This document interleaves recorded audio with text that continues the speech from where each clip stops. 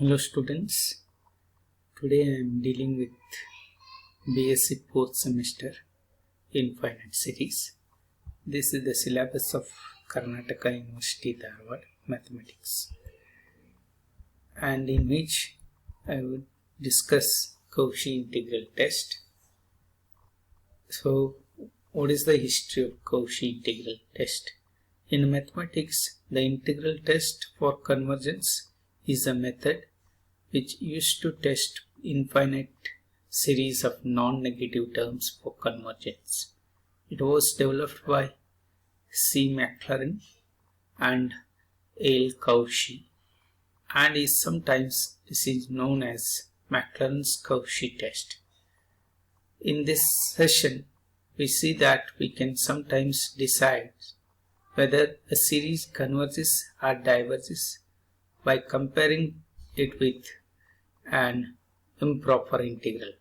The analysis in this session only applies to series summation an with the positive terms, that is an is positive, means what an is greater than or equal to 0. So what is the theorem statement of this Cauchy integral test?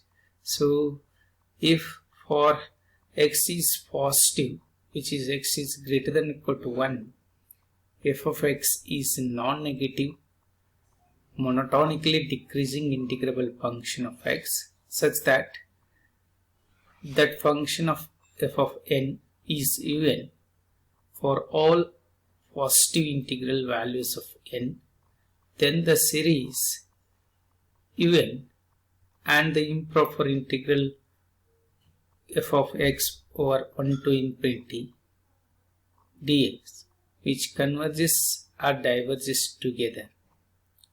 Or it may state in another way that suppose function f of x is a positive decreasing continuous function on the interval 1 to infinity with f of n is an, then the series an is convergent if and only if this integral of f of x over 1 to infinity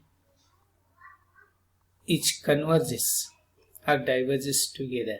So that is, if f of x integral over f of x over 1 to infinity dx is convergent, then that series is also convergent.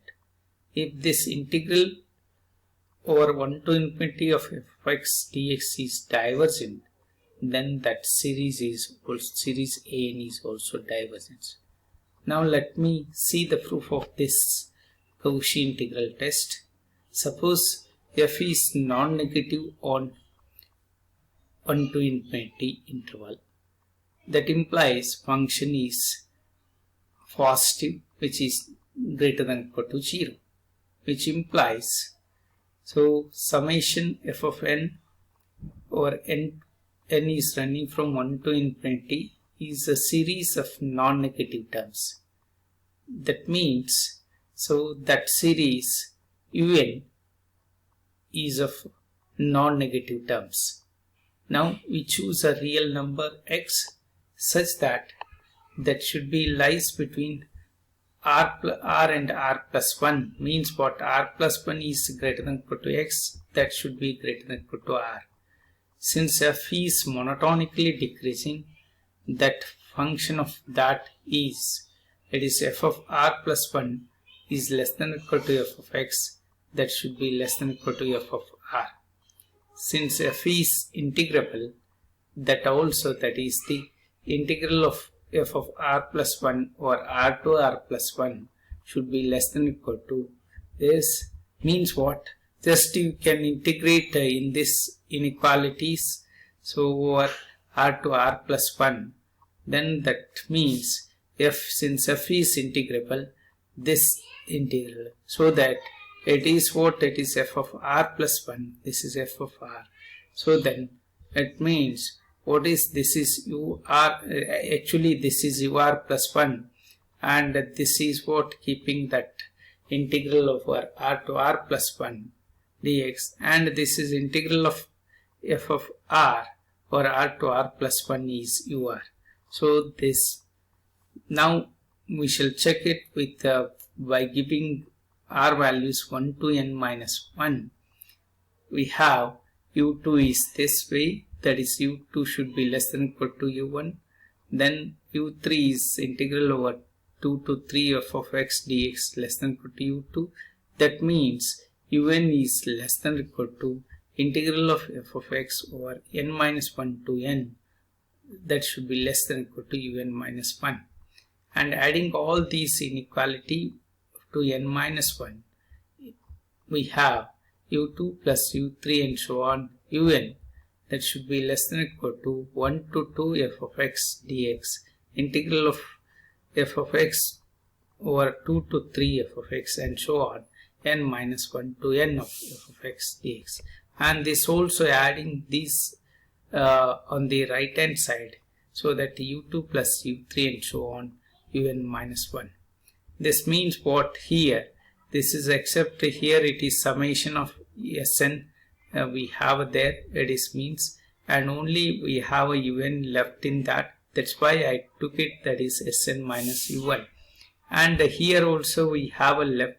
Sn means 1 to summation of un, that means u1 plus u2 plus so on plus un. So over 1 to n. So that Sn, it is what here there, because since we have left that un here, that's why I have included un here in that Sn minus un. So that means Sn minus u1, that implies this is integral there in, so that Sn minus un.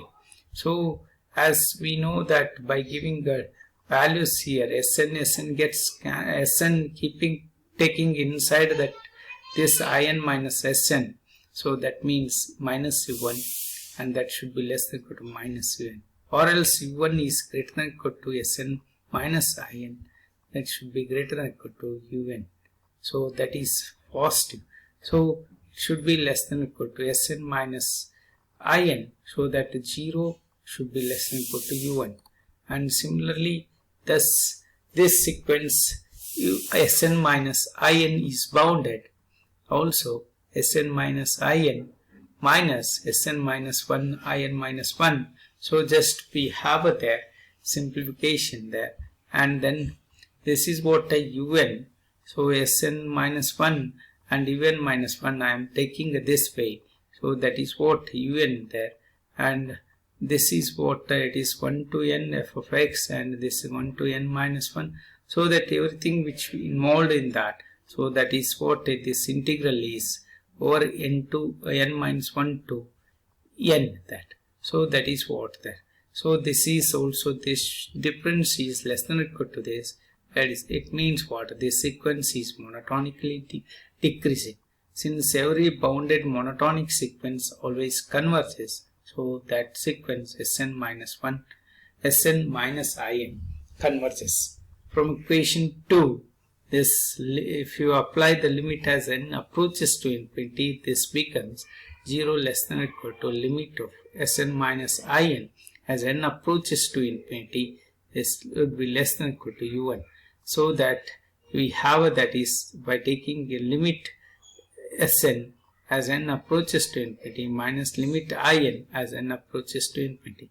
When we compare with this limit in, it is with Sn, that is limit in should be always less than or equal to Sn as n approaches to infinity, or else limit Sn should be less than or equal to, when you add with in, so that it should be less than or equal to u1 plus limit in as n approaches to infinity.